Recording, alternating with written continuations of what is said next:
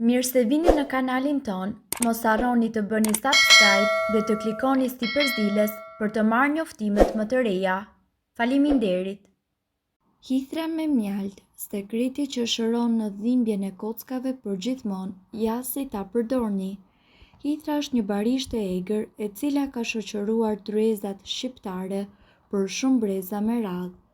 Kjo bimë e cila i reziston të ftohtit është një nga dhuratat më të mira që nëna natyrë i ka dhuruar njerëzimit. Sipas ekspertëve, ajo është e pasur me vitamina, minerale dhe me antioksidant.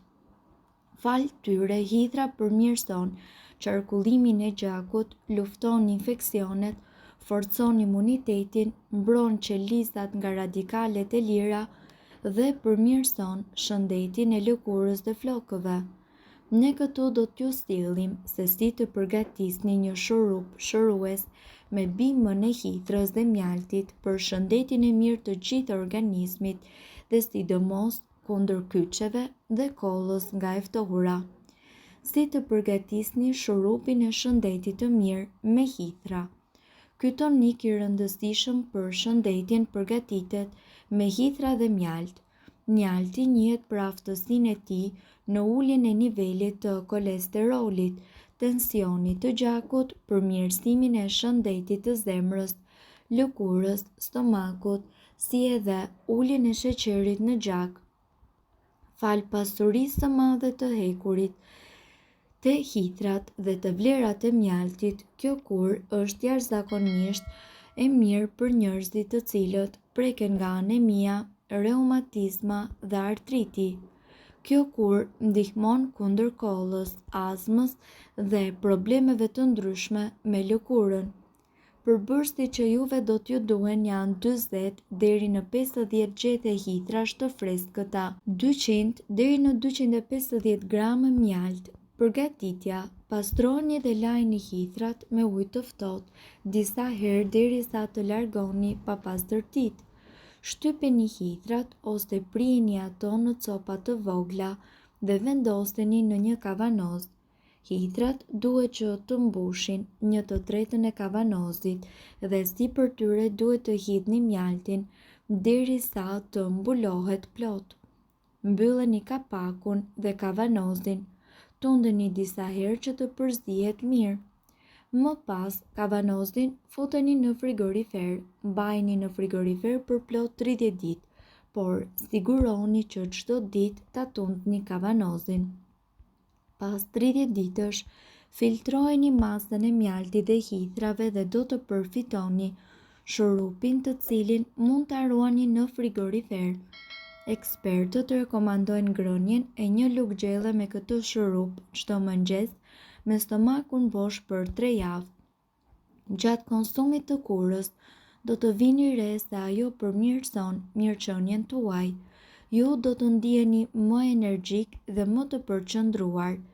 Njerëzit të cilët kanë dhimbje të kyçeve ose kollë do të vërejnë një përmirësim të ndjeshëm të këtyre simptomave. Gjithashtu, sipas ekspertëve, hithra është e njohur edhe si urtja dionika në latinisht dhe ka një trashëgimi të pastër bimore. Hithra ka qenë përdorur si një diuretik që në kohët mesjetare në Europë. Një filxhan çaj hithre ose ujë hithre përmban vitaminën A, B, K, riboflavin, nicalin, folate, karbohidrate, yndyrë dhe proteina. Ai është gjithashtu i pasur me minerale si kalcium, hekur, kalium, fosfor, mangan, zink, bakër dhe magnez. Ju mund të përgatisni lëngun e hithrës duke valuar disa gjethe hithre në ujë.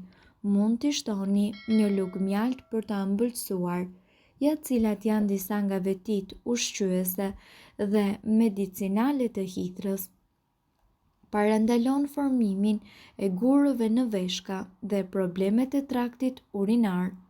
Lëngu i hithrës është një diuretik natyror i cili lejon rrjedhjen e duhur të lëngjeve nga veshka dhe fshikza, duke parandaluar kështu formimin e këtyre gurëve në veshka.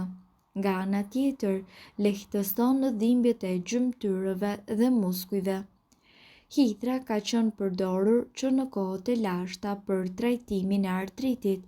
Ai ka veti anti-inflamatore dhe gjithashtu redukton dhimbjet e muskujve. Kuron ekzemën dhe sëmundje të tjera të lëkurës.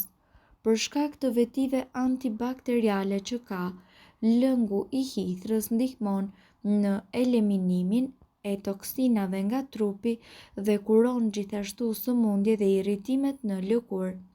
Parandalon dhe shëron gjithashtu alergjitë. Lëngu i hithrës mundet që të lehtësoj alergjitë të cilat ndodhin për shkak të ndryshimeve sezonale, si kruarjet dhe të shtimën. Është një tonik i mirë për femrat. Lëngu i hithrës është i pasur me hekur dhe ndihmon edhe në luftimin e anemisë. Femrat të cilat vuajnë nga dhimbjet e ciklit duhet të përdorin lëng hithre për të lehtësuar këtë dhimbje. Është i mirë për tretjen. Pini lëng hithre në mënyrë që të parandaloni dispepsin, të vjellat, kolitin, parazitët dhe sëmundjet e traktit tretës. Ulë nivelin e kolesterolit në gjak. Hithra përmban beta-sitosterol. Ky përbërës ndihmon gjithashtu në thithjen e kolesterolit të keq dhe siguron një zemër të shëndetshme. Ruan strukturën e duhur të qelizave. Hithra është e pasur me flavonoide si quercetin, i cili është një antioksidant i shkëlqyer. Lëngu i hithrës ndihmon edhe në mbrojtjen e ADN-s. Parandalon diabetin dhe gjithashtu presionin e lartë të gjakut. Lëngu i hithrës do të ulë nivelet e sheqerit dhe të glicemisë në gjak. Ai ka veti diuretike të cilat ndihmojnë në mbajtjen e presionit të gjakut në nivelet e duhura. Redukton gjakderdhjen e brendshme, pakson gjakderdhjen nga hunda apo dhe në zor. Lëngu i hithrës ka veti të shkëlqyera medicinale. Perfekt për higjienën tuaj orale.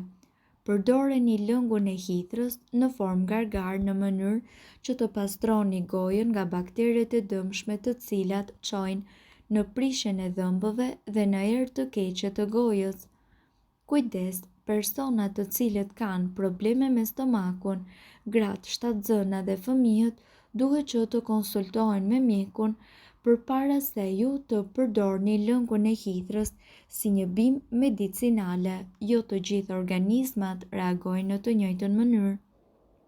Lëngu i hithrës është jashtëzakonisht i mirë, sidomos duke qenë se përmban minerale, kalcium, magnez dhe hekur. Kjo e bën këtë lëng të jashtëzakonshëm për njerëzit të cilët vuajnë nga anemia, por edhe për parandalimin e sëmundjes që gërryen kockat me kalimin e moshës.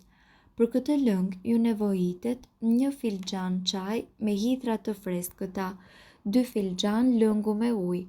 Mbani doreza gjatë pastrimit të hithrave dhe lajni ato me ujë të bollshëm.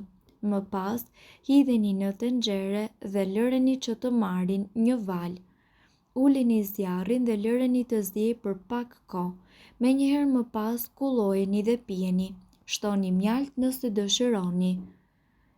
Mirë, po gjithmonë duhet të dini, informacionet në këtë video kanë për qëllim të plotësojnë dhe të mos zëvendësojnë këshillat e mjekut tuaj dhe nuk kanë për qëllim të mbulojnë të gjitha përdorimet e mundshme, masat paraprake, ndërveprimet ose efektet negative.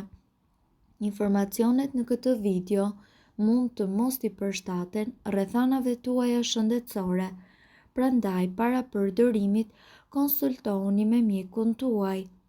Nëse doni të dëgjoni video tona që ne postojmë çdo ditë, kliko subscribe. Ju ftojmë gjithashtu të bëni like në video tona nëse i keni dëgjuar dhe pëlqyer ato.